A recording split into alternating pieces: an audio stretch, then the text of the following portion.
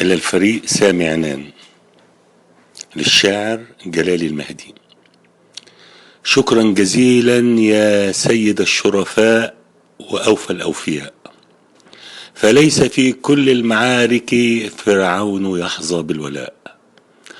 ما زلت أذكر ردكم فأيقنت أن النصر جاء، مستحيل أن أصوب طلقة وتسيل من شعب الدماء، أو أروع ابنتي ويبيت ولدي في العراء. إنهم أهلي، فهل على أهلي يجوز الاعتداء؟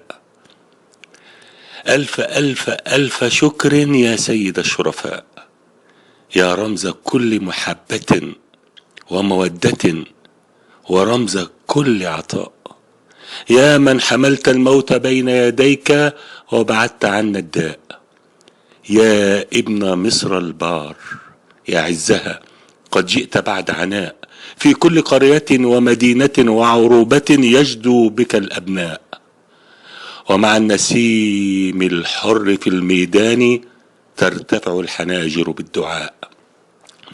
أنا إن نظرت إلى العروبة حولنا أدركت أنك سترة وغطاء، وأدركت أنك نعمة ورجاء، وأدركت أنك منحة وعطاء، ورفعت لله كف ضراعتي وأجهشت عيني بالبكاء.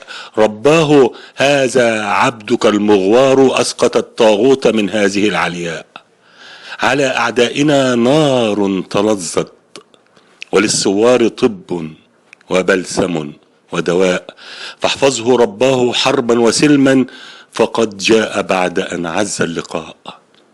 وهذه الأركان تعلو وتسمو فبلغت بسامي عنان السماء، فلا تخشى يا أخي وابن أمي، هذه الأقلام وهذه الأهواء وهذه القنوات سم زعاف، وتسرف بالفتاوى والهراء، فتفصل الجيش عن مجلسه، فأي بهتان هذا وافتراء. وهل قام جسد بلا رأس أيها النخب، ما هذا الغباء؟